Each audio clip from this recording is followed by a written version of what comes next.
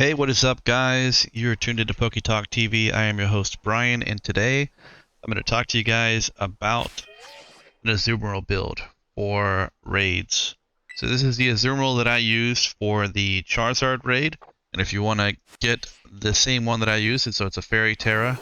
A lot of people know about this one, so it's up here on the map in the lake area where you fight the False Dragon Titan.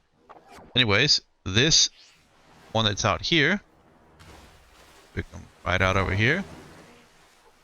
Maybe eventually. Thank you. Anyways, right over here you'll find this Azumarill. Now I'm not going to fight it because I mean I've already got one and I've already got it leveled up and everything like that. But that's where you would find that Azumarill, and it's going to be level 55. It will have the Fairy Tera type, which is great for taking on dragons, especially that 7-star Charizard. So what are you looking at here as far as setup goes? Well, for one, you do want to make sure you go ahead and let me actually pull it up here in the box.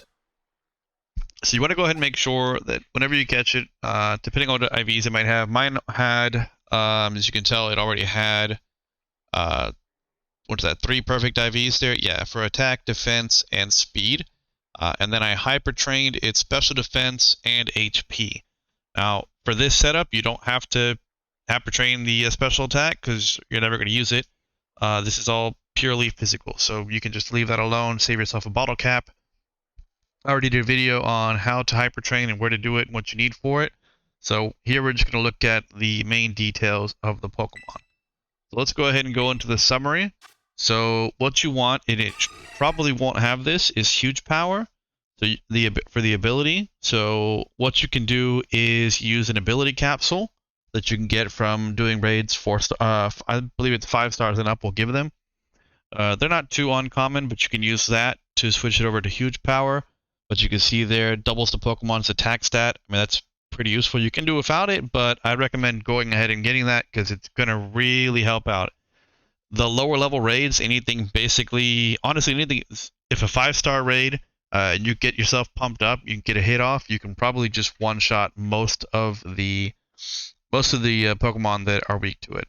So there's that. I went ahead and also EV trained it, so I've got maxed out HP and maxed out attack, and then I spent the other few EV points in defense. You can put it in special defense, you can even put it in speed if you want, but the main thing is the HP and the attack. So you can see there, and I just now went back and EV trained. So when I did it the first weekend, my EVs were all over the place. But now we've got the 404 HP and the 218 on the attack. As far as the moveset we're rocking here, you can see we're rocking Play Rough. Aqua Tail is just there for coverage if you want to use it against Pokemon that are weak to water types.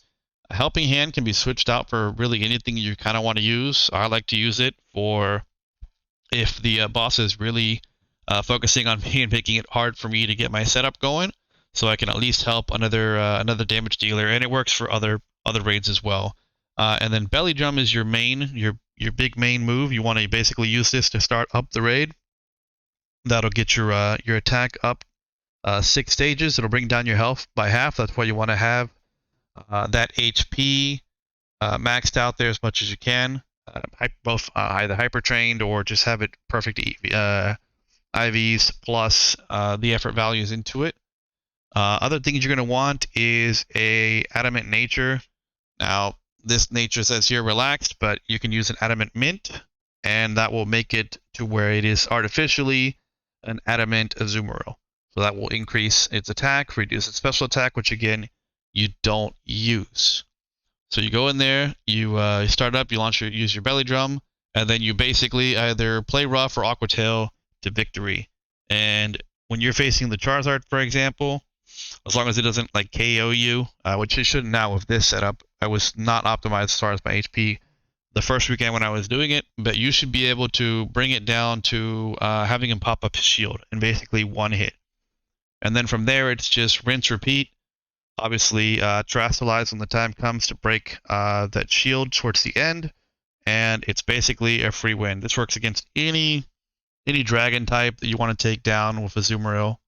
Let me make sure I've covered everything. So we've got our moveset, our abilities there, our nature, and yeah, that's basically it. So this Azumarill is pretty good, pretty tanky. I mean, other fairy type users you can use, obviously, Sylveon is a great supporter, and there's some other Pokemon that work well, but this Azumarill did me very well for the mini Charizards that I took down. I was able to farm up tons of resources, materials, got a couple ability patches, ability capsules, tons of XL and large candy.